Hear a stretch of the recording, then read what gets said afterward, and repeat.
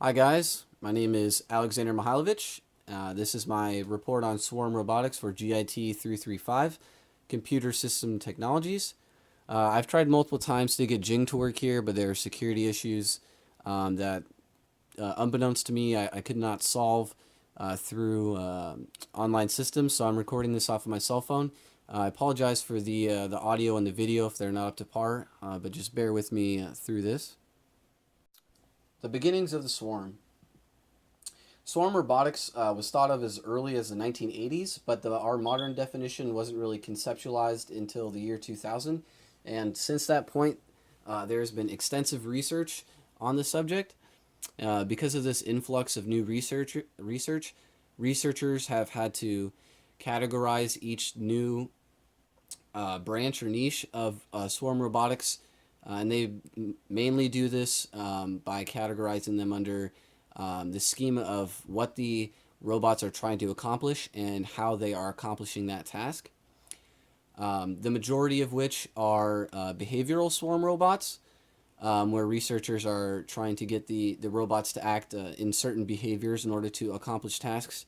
And this is strictly working off of, from the ground up, I should say, without biological inspiration. So they're not working off of any pretenses of things we can see in nature or things that have been researched before. And as new and different approaches are taken, each is categorized as I described earlier.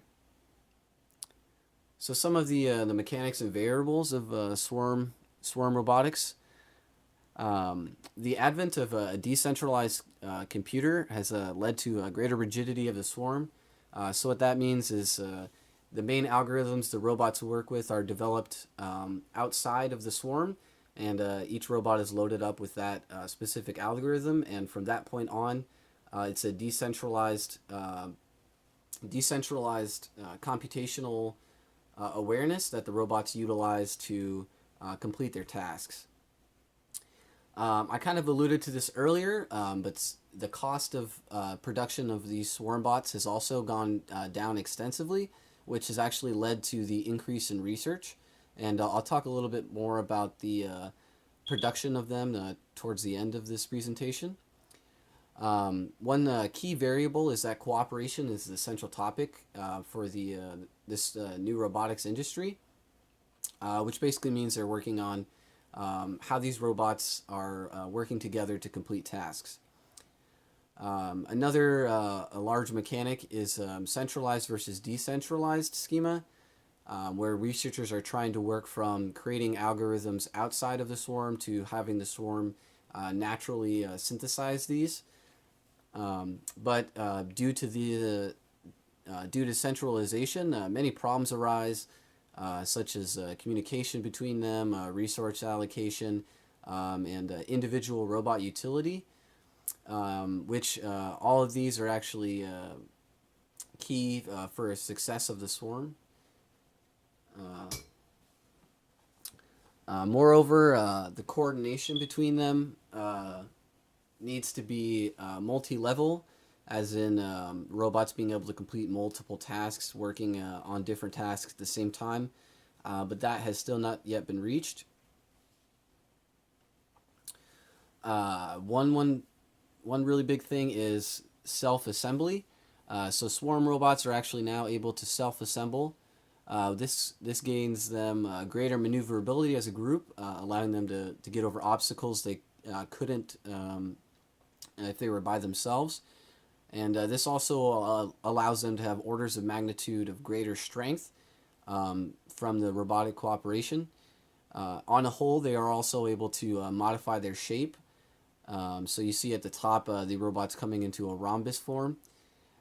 Also, self-assembly is delineated by data flows, and most of these data flows are tree or string topology, which basically means each robot is working off of an algorithm that only tells it to do one thing or only has a couple variables.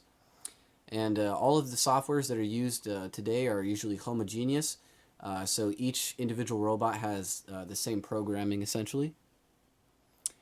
So further challenges for these robots would be the development of a hybrid system because of the problems existing from either decentralized or centralized systems. So they're trying to, at this time, merge both of those things in order to combat those existing problems.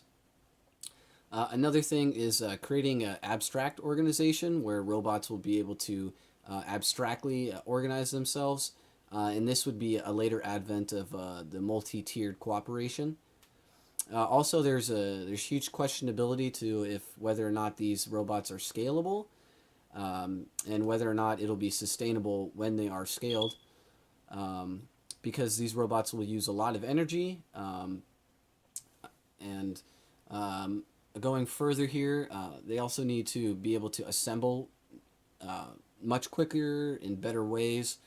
You can see some of the examples there of how researchers are trying to have these robots interact in different ways.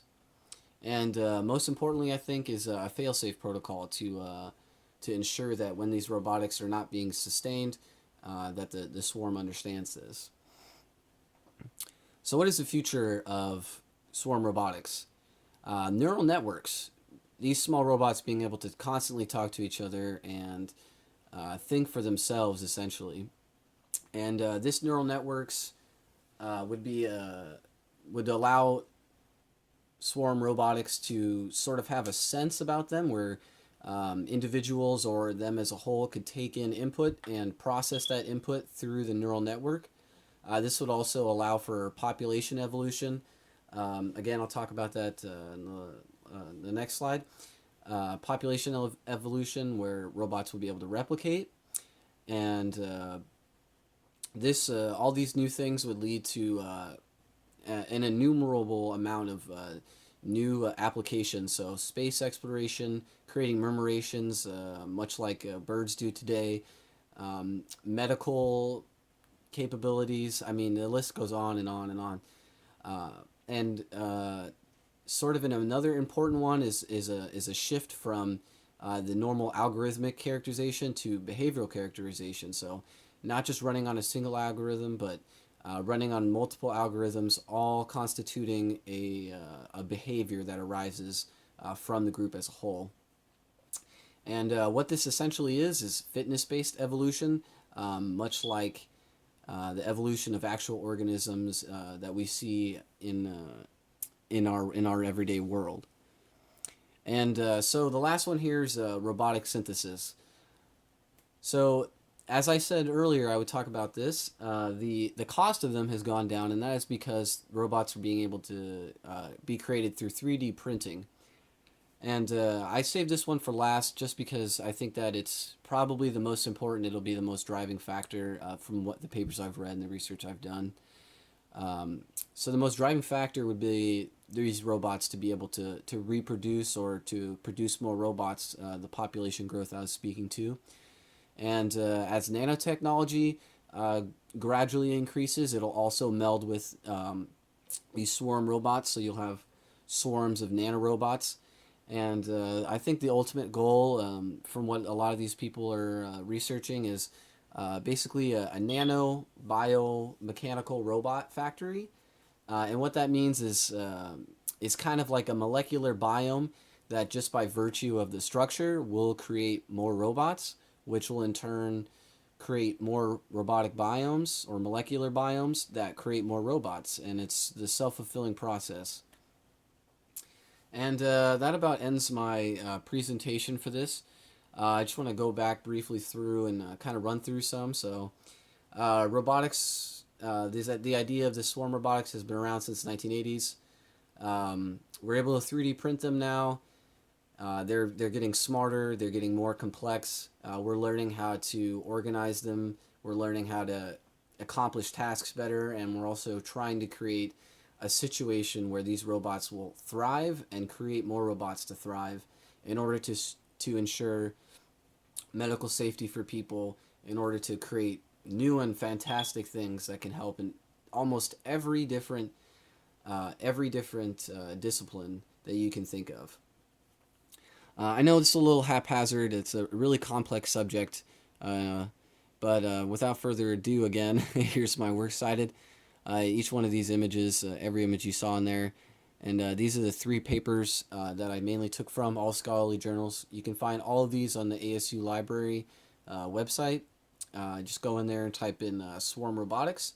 I also want to just say that this last one here, I'm not sure how to pronounce his name, but I found this one the most compelling and most informative. So thanks for listening to me, guys. I know it's been a while, but I'll see you guys on the other side.